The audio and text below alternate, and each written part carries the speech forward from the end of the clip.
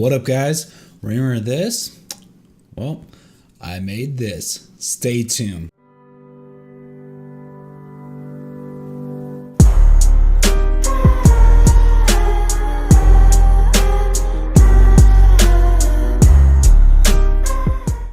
Welcome back, everyone. Shadozo here, and this is What Have I Been Printing, episode number 5. Before I get into the fun one, the lightsaber, let me show you other things I've been printing.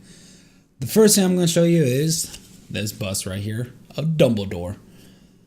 Very, very cool model. Very, very easy to print. This is actually the Hatchbox Gray. I really like this for, it kind of gives it like a stone texture to it. So as I discussed in my previous videos, my living room theme is movie themes, and we like to switch things out. So when it comes around Harry Potter's type of season, this guy will be coming out in my movie theater theme. Very happy with this model. I'm happy with the size. Did not blow this up or anything like that. I printed as the same size as I got it. Now let's move on to the next print. The next print is a very popular print. A lot of people have seen it. I'm glad that I finally had time to print it out.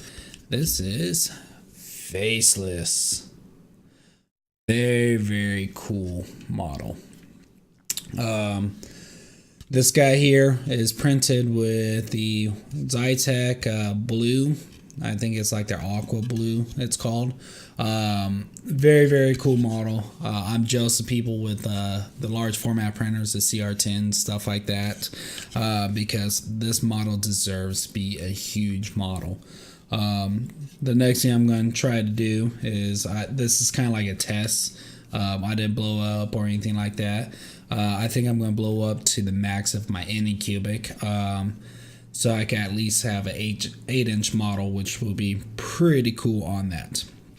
Now, let's get into my favorite things to print. My favorite things to talk about is Star Wars. One of the first models I printed for Star Wars this week is the Minion Falcon. This thing came out awesome.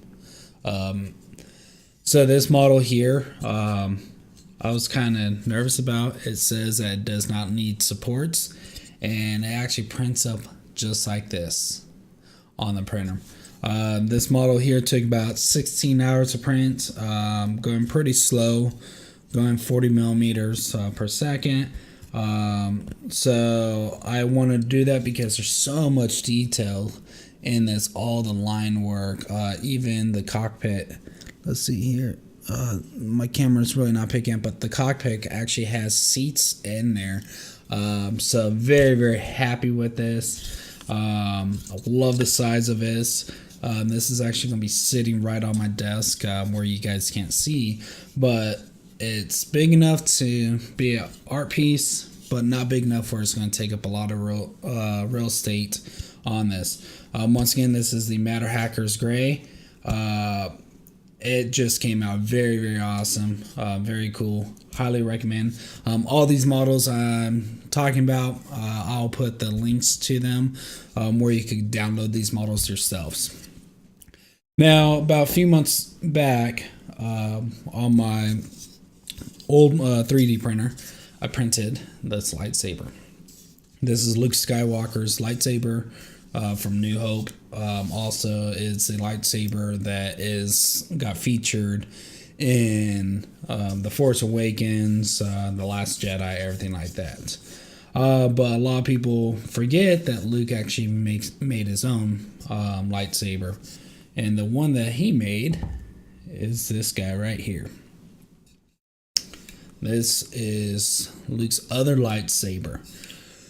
So this lightsaber, the printing time took about 20 hours for all the pieces. It actually was 1, 2, 3, 4, 5, 6, 7, 8 different pieces. So it took about 20 hours to print. And what I did was put them together. glue them. Then for all the seams, there's supposed to be a seam right here. The way that I use to get rid of the seams is that I go out and I buy wood filler. It's a little tub that you get from Walmart, Home Depot, anything like that, any wood filler. So it's a plastic, but it looks like wood. So what you do is you take it, and for the seams, you put it on there. So I just rub it in there to get into the cracks. Then it dries. Then after it dries, I take sandpaper and sand it.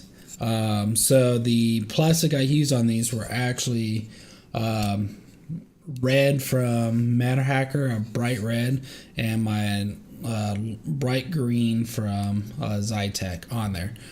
So in the link description, in the links below, I actually have social media accounts to my Instagram. So I like to post pictures of things I've been printing, progress, everything like that. So this was on there. So if you saw it, it kind of looked like a Christmas theme where the top part was bright green and then the bottom part was bright red. And the reason for me doing that is, I don't know, I just like to print with bright colors on there. The other process I did was I sanded it all down after I printed it out, put it together, put the wood filler, resand it to blend it, base coat it in a gray. I use a automotive gray primer. The reason why I like the automotive grays primers, you get them at Walmart, Home Depot, stuff like that, Ace, is that the primers for the automotive stuff, after you spray paint it, if you have little imperfections or you get a little bit too heavy on there, it actually sands out really nicely. Then the chrome and the gold and the bolt metal spray paint that I use actually sticks to very nicely. So very happy with this. It is definitely not what I could call cosplay worthy. It's mostly going to be sitting up on my shelf behind me, just in the background, and it's just more of a decoration piece in my man cave here. I kind of like to go through different themes, everything like that. So that is it for me, guys. Give me a thumbs up if you like this video. Well, you guys know what to do. Hit the subscription button if you're not subscribed. Down the link below, I do have some affiliate links of printers that I personally recommend, especially my Anycubic right here, back there. Let me know in the description if you guys want me talking about like why I went with this printer versus a CR10 or anything like that.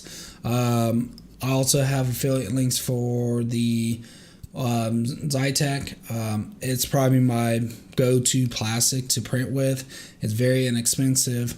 I get really good quality of it. I'm a fan of it. Been trying out all different type of plastics. So far, that is my favorite. Also, don't forget to follow me on social media.